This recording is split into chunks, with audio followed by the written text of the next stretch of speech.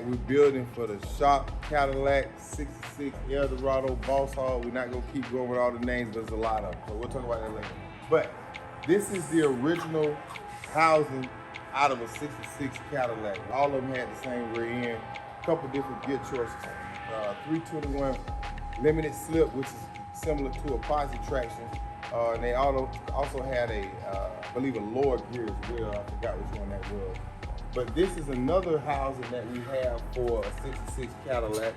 And you can see that it's one bracket already cut off of that side. And that's because this housing with no brackets, we have to create the brackets for this. So like I consider this, you know, more advanced part building stuff. A lot of times when we do muscle packs, Moser rear end, I'm a dealer of, this is a Moser product, they have certain body styles that they already have a pre-made kit for that particular body style. They know where to weld it at, everything, because they did the geometry and the science of converting that rear end to a 4 and 9 inch. Well, on the Cadillac they have it, so we have to do it from scratch here. So these brackets, the lower trailing arm brackets, the upper trailing arm brackets, and the shock mounts, depending on whatever suspension you use, has to be taken off of this one and put on this one like magic. So a lot of measuring and things like that has to go on, but we can do it. It's not, you know, real rocket science, but it's a little bit higher degree of difficulty doing something like this and just basically taking the rear end out and putting one in that's fold up. So it's another thing for you guys that have cars that companies like Moser that already made the rear end. You can bypass the step, call us, order your rear end, we can get it shipped to your house, and it's ready to bolt in. You know, for cars like the 71 through 76, the Monte Carlo, the Trans Am that we did, is already a company out, you know, that has made a rear end for that. Certain cars like the Cadillac, you know, you have to kind of be, you know, either have another shop that's creative enough to do it, or you have to be savvy enough to do it yourself in the house. So this is what we got going on, guys. Stay tuned. We're gonna take you step by step. You can see we already started the measurements on here. Completely different animal, 35 spline. The rear end actually was pretty stout from the beginning. Like I said, I went through all of this to make a rear end when the gear ratio that was in it was good enough to what we have to do. I didn't know it at the time. I was thinking in my mind it had been 373 or 411.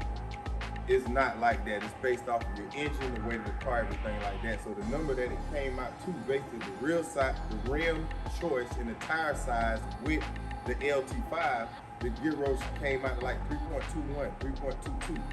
That's what was in it from the factory. So that rear end probably would have worked. Now I wouldn't have had the narrow stance when I want to add a 7-inch lip in the back. It wouldn't have had that, but for standing up to the motor that I had, it probably would have worked. So, but overkill is my middle name.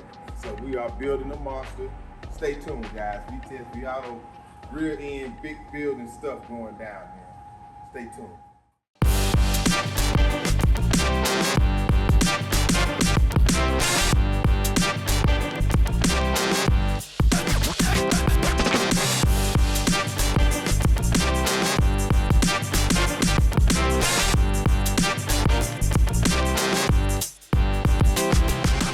When you're doing these rear ends, the GM Cadillac already did the pinion angle fitment and know where the shock mount's supposed to be.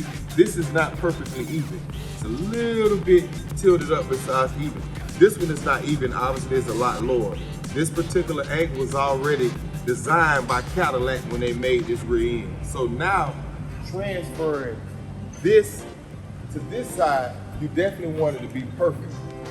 Now, another thing, the factory had fixed rear ends, no adjustment. We're going with adjustable upper and lower custom-made trailing arms in the rear. The good thing about having adjustable uppers and lowers, now I can dial it in perfect. So even if we off 1 millimeter, we got over a ½ inch of adjustability up top, and we got probably a ½ inch, 5/8 of an inch of adjustment front to rear at the bottom. So we could dial it in perfect even after we do this. Now, if we would have had fixed control arms like they did from the factory, these. If we would have had these, it would have had to be 100% accurate because this doesn't give you any adjustment. It has to be in the right place. Having that adjustment, now you can push the rear end back, you can pull it forward. 9 times out of 10 with the bigger wheel, we got to push ours back. But also the pinion angle to make it to where your U-joints off of the drive shaft is not in the bind, kind of like what we was talking about with the ball joint or the QA1 stuff. So the fact that we got double adjustables, you can fine tune it. Like the problem we ran into with the Pontiac when they sent us the wrong length trailing arms, we didn't know that until we put it on and it was cockeyed. Once we measured it, we found out that it was like an inch short on one side. When they resent the lower trailing arms to us, they sent us a pair of adjustables. They was even and adjustable for the hassle, you know what I'm saying? That part, being able to set that rear end, they said that was like more for racing and all of that. Well, you need that to be able to set your rear end perfect at the right angle. So there's a couple components that go to it, but VTSV Auto, we gonna get you done the right way, baby. Look at what we got going on. VTSV Auto coming to you live. We got some updates about the caddy rear end housing. You see we got the shock mounts, the coil spring mounts. We have the lower trailing arm and shock mounts in position on both sides. We only got a tack wheel in a couple places. We'll do a test fit, and then we'll do our final welding afterwards. So we got all of the studs installed, locked down with the nylon nut behind it, ready for the install of this huge wave track, top of the line rear end, and fully aluminum housing. We went 35 spline for the caddy. All of our housing we buy order 35 spline, the strongest ones. It look like you got that upper on.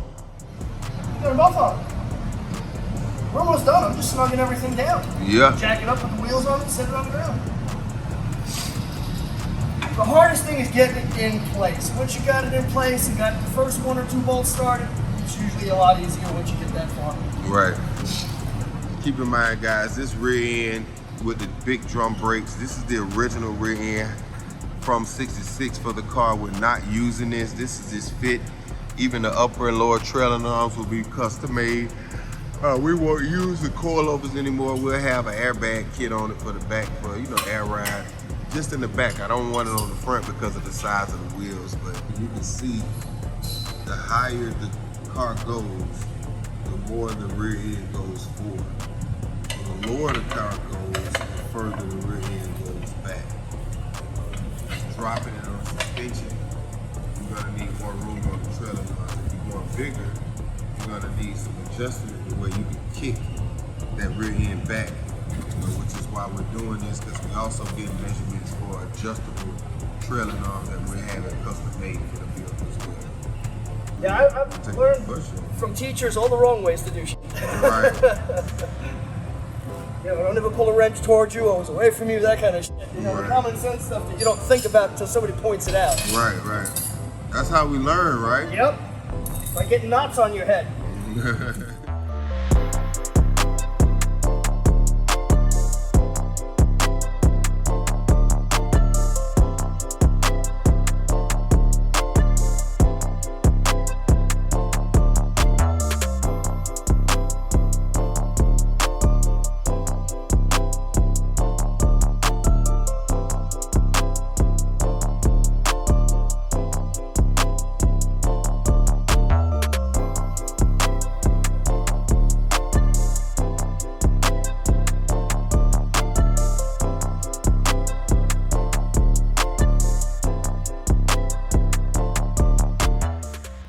Had to take time out to show you the progress with the Cadillac rear end.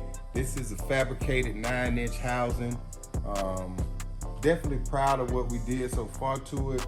I just want to go over some of the updates and what braking system we actually use on the car. Before Justin to get the video up, we'll show you when I spoke about it was a Lamborghini Huracan. It was a 2021. It had 2 brake calipers in the rear, and I said that was the first car that I ever seen with 2 brake calipers in the rear, and I just thought that was so unique, but it was expected, when you hear of a Lamborghini.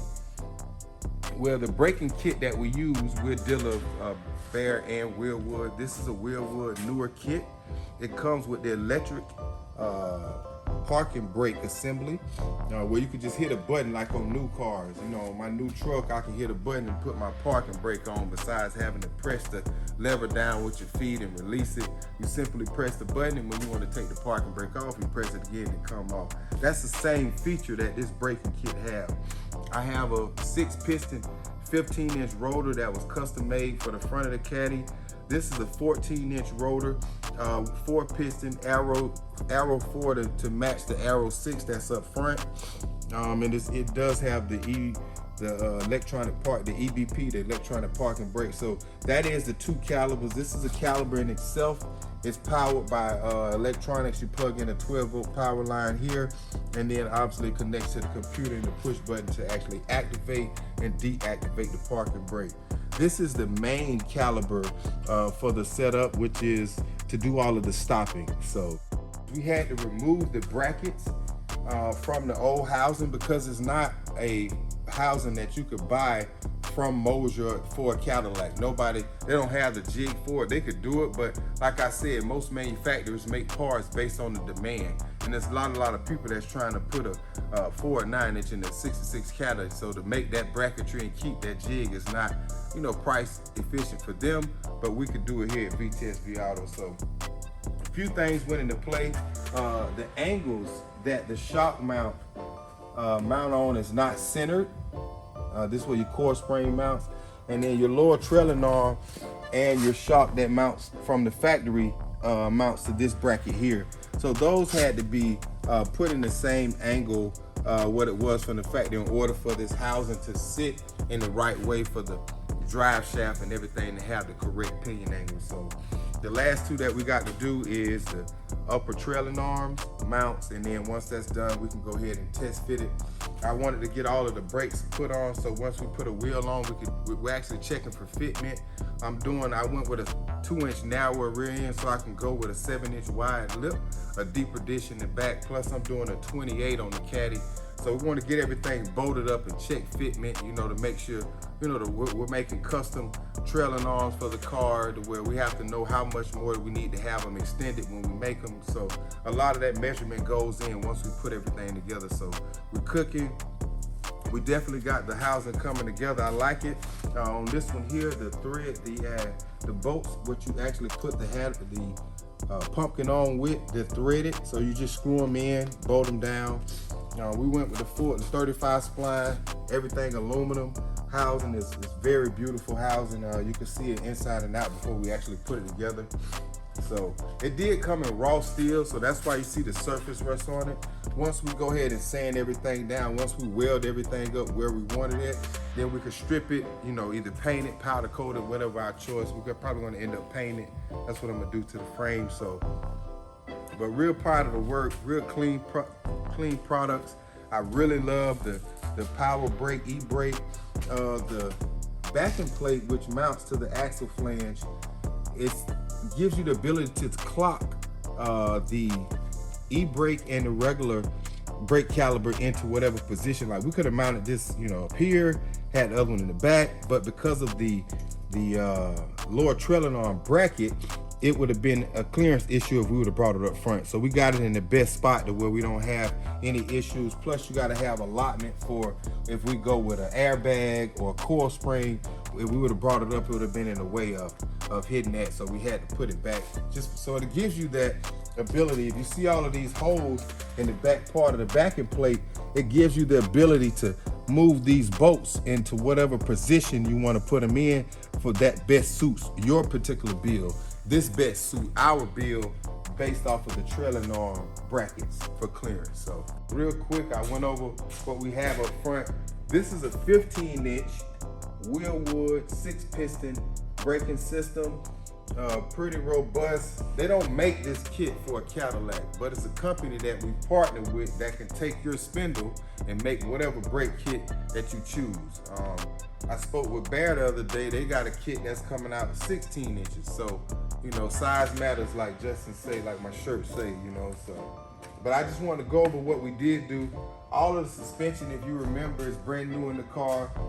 AGR is the steering box that we use. It have the machine hat, and then everything else, the body of it, we could paint to match whatever color the car is.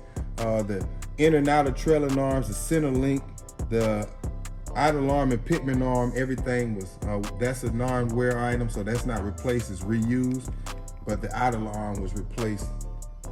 On this suspension, it's not a QA1 suspension, so you have to replace all of your bushings. We use Moog all the way around, which is the OEM bushing.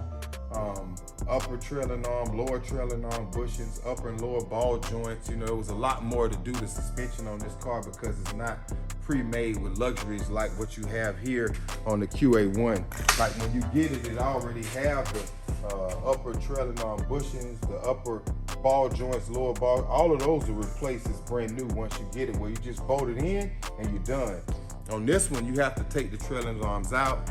A lot of it's gonna have rust and corrosion on it. We send it out, we get everything stripped, and then we can either get it powder coated once it's stripped, or we can even go even a step further, body working and paint it, which is what we're gonna do to this one because this is our flagship vehicle here at VTSV Auto, so it's gonna get everything that we can throw at it. But the braking system, the suspension and everything is done. This is the first time I initially took this car apart back in 2015. That's when the hornet's nest, so to speak, started. I took the body off the frame. We built the chassis inside of the body to support flex. We took it off the chassis. We got the chassis off. We disassembled the chassis completely. We sent everything out that we could, got it stripped and powder coated, then we got it back. Now you're gonna see a video of underneath the car where you'll see the new powder coated frame. Everything's looking very clean. We went, you know, very detail oriented. We stripped the entire bottom side of the car and primed it. We plan on painting everything underneath. So like I said, it's our flagship car. So we're gonna definitely do a lot to it. At this point, if you see, this is the original drum. Look how big it is back then, but it has the lower trailing arm, the upper trailing arm, the coil springs already in. We put it in for fitment. We're gonna get a wheel, bolt everything up, sit it back on curb weight with the bigger wheel that we're gonna use, just for check for, you know, fitments, you know, everything, make sure there's no clearances that need to be made. The next phase is sending all of the chrome off. We need to get the chrome to the chromers.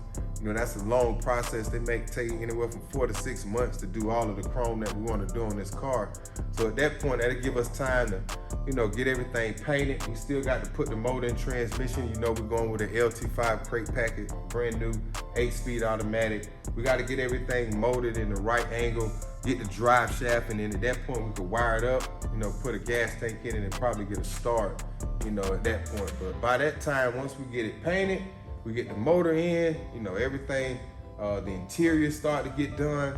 At that time, the chrome should be coming back. And then when the chrome come back, that'll be the last piece. We could wet sand and buff the car and go ahead and put all the chrome on and finish it. So there's steps to be made with it, but there's also a lot of work that's going here at VTSV Auto, so we gotta kind of put the caddy on the back burner, so to speak. I know it sounds like bummer, it bummers me too, but we gotta make money to pay bills and employees and everybody here too, so we love it, you know, but this is what we're doing to the caddy. No stones unturned. You know, we're pushing it to the limit with this one, so we're gonna be very excited for you guys to see this one, you know, once it's done. Stay tuned, man. VTSV Auto News. I'm your newscaster, man. Let your mama and them know about us, man. We bad.